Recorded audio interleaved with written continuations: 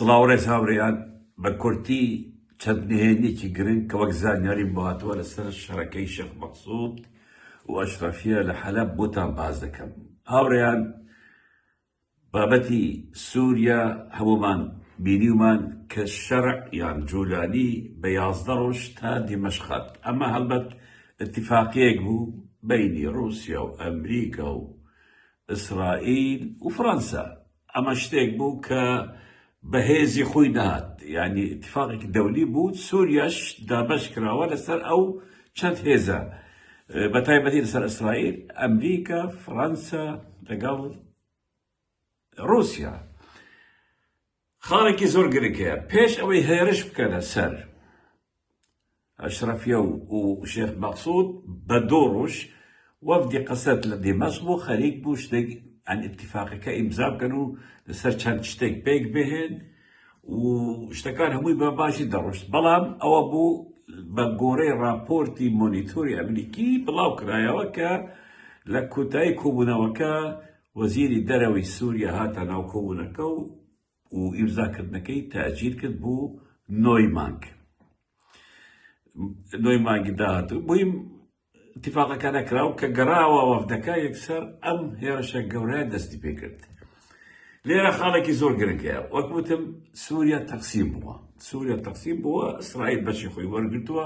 ئەو سێ پارێزگارەیە، ڕووس مەسەلەی ساحلە، تورکیا لە حەلەب و باکووری حەلەب تا ئەدلبە و سەرۆکێکی کارتۆنی لە دیمەشقە کە پێ دەڵێن ئەحمەدی شەرع و کوردیش لە ڕۆژئاوای کوردستان کە پێ دەڵێن دەکاتە شەرقی ڕووباری فرات. ئەمە زۆر گرنگە، شەرقی ڕووباری فرات.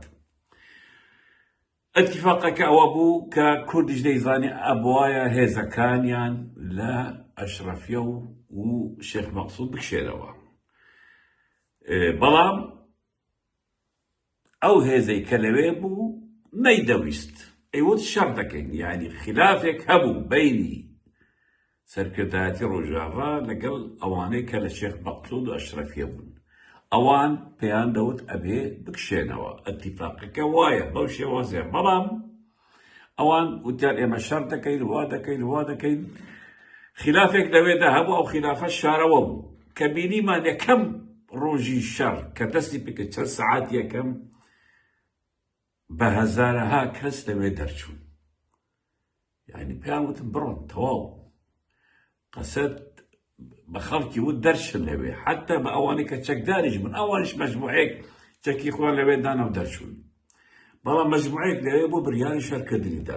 قەسەد نەیدەیویست سەرکردایەتی قەسەد ئەمەی ئاشکرا بکە و بڵێ ئێمە تەسلیمی دەکەین و موراڵی خەڵک خراپێ. مهم اتفاقی دەولی ئەوەیە کە هیچ هێزێکی قەسەد لە ڕۆژئاوای ڕووباری فرات نەمێ. ڕۆژئاوای ڕووباری فرات کە حەلەبە و عەفرینیش. ئەوە شتێک تا پێ بڵێم، عەفرین ڕۆی، عەفرین تازە ناگەڕێتەوە ژێردەسەڵاتی کوردی لێ ماوە، لەوانە هەندێک کوردی تریش بگەڕێنەوە، بەڵام دەسەڵاتی کوردی لەوێ نامێنێ و تەواو کەوتوتە ژێر دەسەڵاتی تورکیا. هەروەها شێخ مەقسوود و ئەشرەفیەش لە زمنی ئەو دابەشکردنەیە. خاڵێکی زۆر گرنگەیە. من دوێنێ شەو سەیرم کرد، خەریک بوو لە میدیای کوردی بڵێن شەڕ دەستی پێکردەوە و تەیارە هاتوو نازانم چی. ئەمەش ڕاست نییە. هاوڕێیان دەشبینن لە چەند ڕۆژی داهاتوودا دێر حافر هەیە، شارۆچکەیەکە دێر حافر بەدەست قەسەدەیە، دەکەویتە ڕۆژئاوای ڕووباری فرات. ئەمەش لە زمنی اتفاقەکەدایە کە قەسەد ئەبێ لەوێ بکشێتەوە و دەشبینن دەکشێتەوە.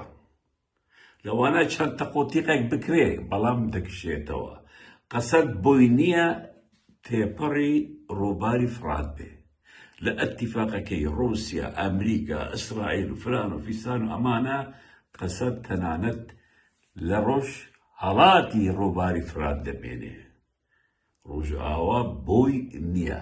ئەوەی ئێستا بێدەستەوە بوو شێخ مەقسوود و دوو گەڕێکی بچووکش بوون، گەڕێک ئەبێ دەرچن و بەزڵم عەبدی دەیزانی ئەم شتان هەمویان دەزانین بەڵام ئەو کەسانەی لەوێت قبولیان دەکرد ئێستا دێرحافر هەیە بڕۆ لەسەر خەریتە دێرحافریش ئیداریان تابعی حەلەبە بەڵام بەدەست قەسەدەوەیە ئەبێ لەوێش دەرچێ بەگشتی تەقسیمەکە کراوە لە بەرژەوەندی کورددایە من لە بیداتەوە قسەم کردووە ئەو تەقسیمەی کراوە لە سووریا لە بەرژەوەندی گەلی کورددایە لەوێ ڕاستە ئەو مەنتەقەی کە پێی دەڵێن ڕۆژهەڵاتی ڕووباری فرات هەمووی کورد نییە عەرەبی تێدایە دووسێ شاری عەرەبی تێدایە بەڵام تا ئێستا تەنسیقێک هەیە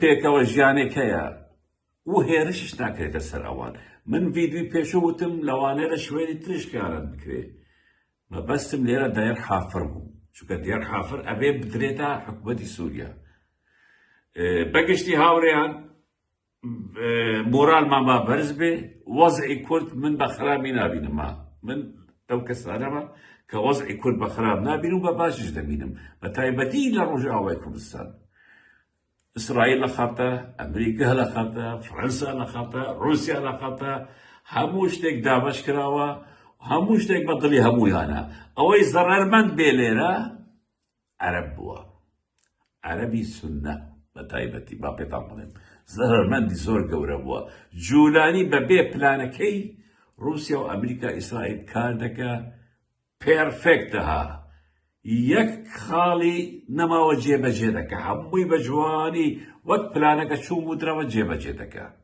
ئەوە زۆر گرنگە بۆیە دڵتان خۆش بێ ڕاستە ئەوەی لە شێخ مەقسوود و ئەوە دروست بوو هەموومان ناخۆش بوو بەڵام دەبوایە ئەو شەڕیان نەکردبا ڤیدیۆی پێش ئێستاشم باس کردووە کە شەرتان کرد ئەبێ شتی ترتان هەبێ یان ئەبێ تەسلیمیکەن ئەو شوێنە حەلەب شارێکی عەرەبیە کەس نەڵێ کوردیە کوردی نییە دەرەوەی حەلەب باکووری حەلەب کە عەفرینە ئەوانە کوردن بەڵام شاری حەلەب عەرەبیە و ئەو گەڕەکانە لەوێ خەڵکی کورد لە شوێنی تر هاتنەتە ئەوێ لەوێ دەژین گرنگ مۆڕاڵتان بەرز بێ سەرکەوتن بۆ ئێمەیە وەزعی کورد باشە خراپ نییە بەڵام بۆ ئێمە دیار بوو کە عەرەبی سوننە بە تایبەتی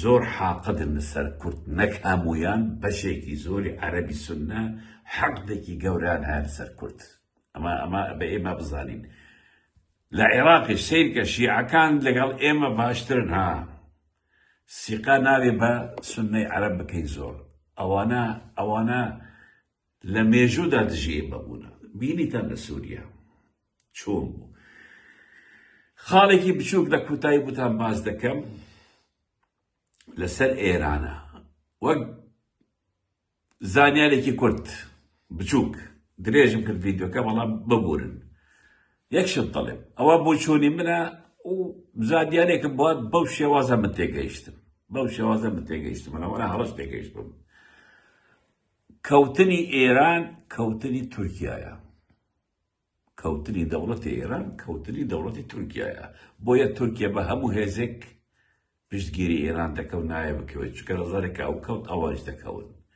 کەوتنی ئێران لاوازبوون و ڕووخانی ئابووری دەوڵەتی خەلیجی هەموویەتی ئابووری ها مناڵی ماوەنە وەک دەوڵەت ئابووریان لاواز دەبێ ئەم بابەتە دەتوانین ئەگەر ئێران ڕووخا هەرچەندە بەڕێی من ڕووخانی دەوڵەتی ئێران ئەستەمە قورسە ئاسان نییە بەڵام ئەگەر بڕووخێ حکومەت ئابووری خەلیجیش زۆر لاواز دەبێ بەڵام بە ئەوە بوو ئەو کاتە بێ هیوادارم ئێمەی کورد خۆمان زۆر بێ هیوا نەکەین ئێمەی کورد هەوڵ بدەین بینینمان جیاواز بێ لەگەڵ ئەوانی تر هەوڵ بدەین یەک بگرین بەڵام نەک مەسعود بارزانی برا گەورە بێ ئێمەش برای بچووک نەخێر ئەبێ هەموومان لە یەک ڕیزدا بین هەموومان بە یەک چاو سێری یەکتری بکەین ڕۆژێکی خۆش